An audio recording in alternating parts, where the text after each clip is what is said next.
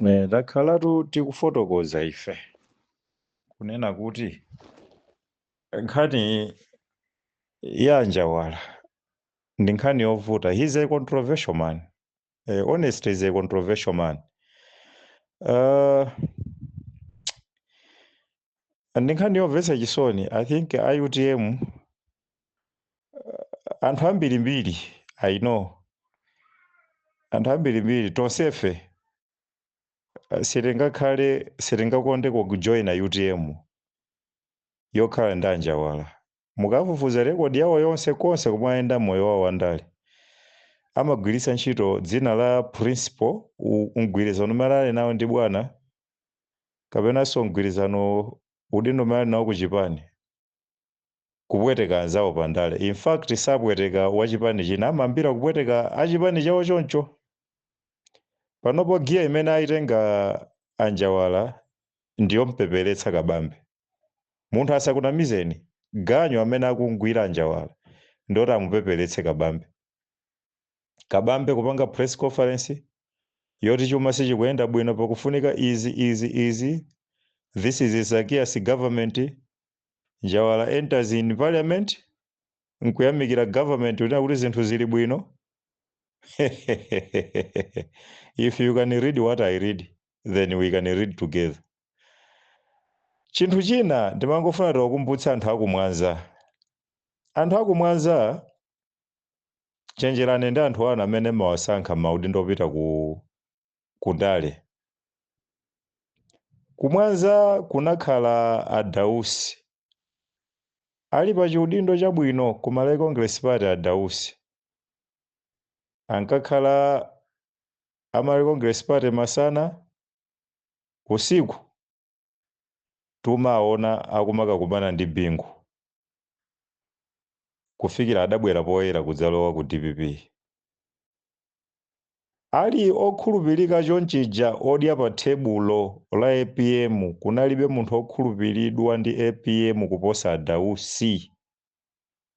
Adausi anamba kuzembera kumakapanga upo ofuna kuchotsa Amutharika pamodzi ndi gulu la anzawo. Mwanja wachi na Yuntenda ndani onse awa ajabiwa ndani onse anapanga timu yawo nkudzisankhira mtsogoleri anali ndani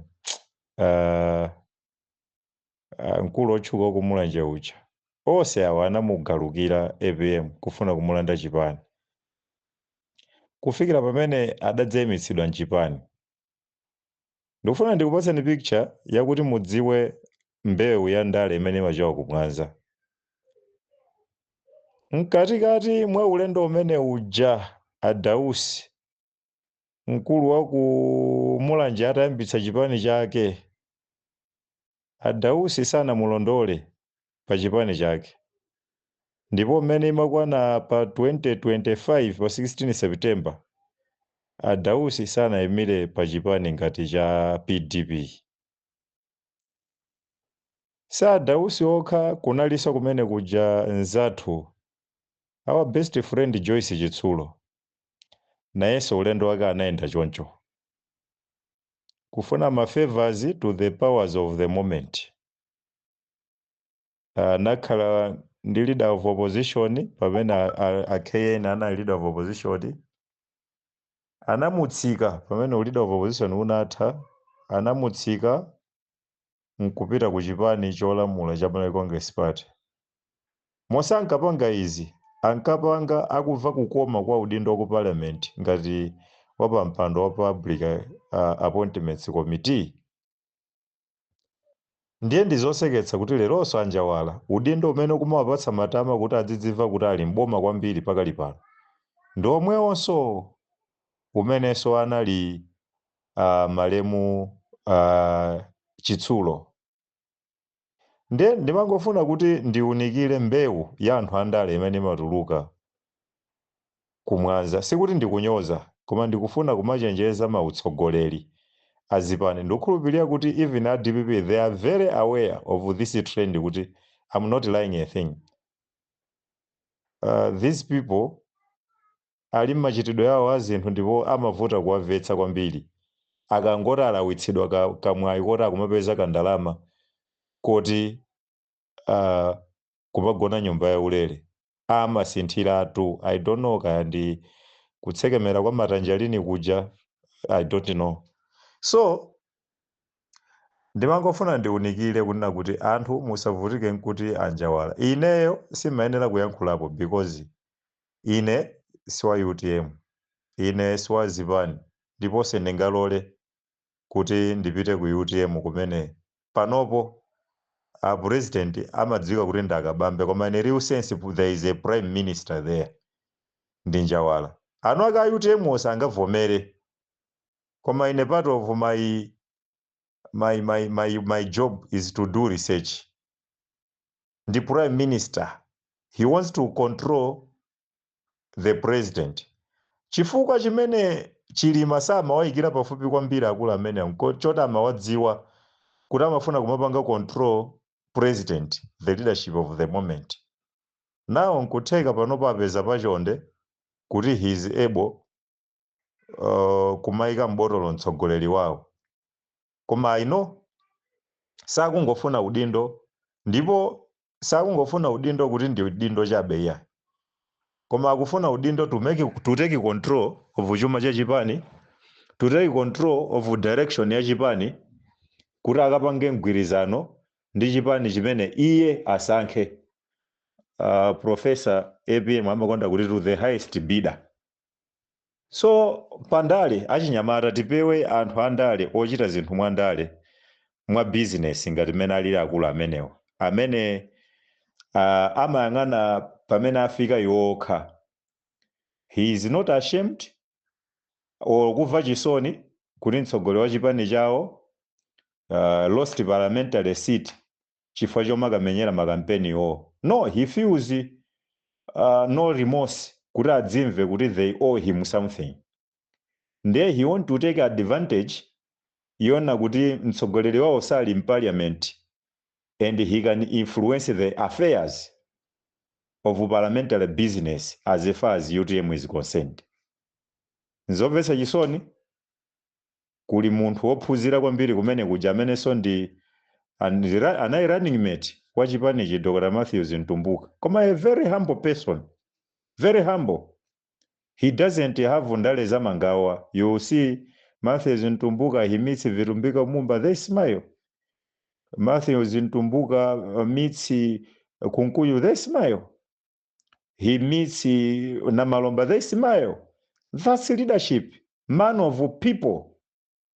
Komano, I don't know if Fred Ogisi can go kwa Kunkuyu or Chimwendo and smile.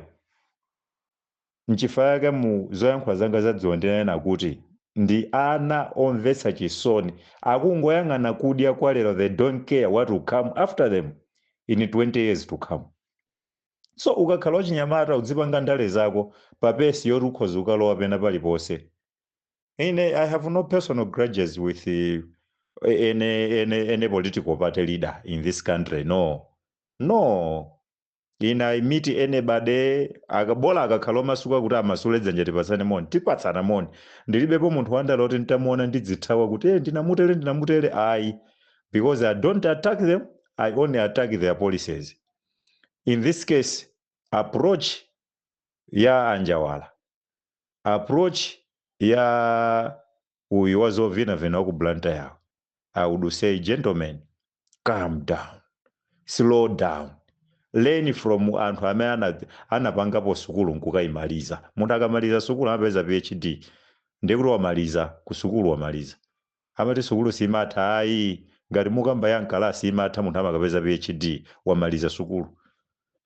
So mukanaphunzira kwa anthu amene akupanga ndale zimene adafika nkalasi nkumaliza sukulu. Simunaonepo munthu wa PhD akupanga ndale za usavage ngati zimene zimapanga mbuli zosapita ku sukuluzi. Mpamene muzidziwa kuti sukulu ija njabwinoko, mmaonera pamenepa. So ndivomerezane nanu ine amene mukudandaula mwapanganso abuzevu kuti I think kumwazaku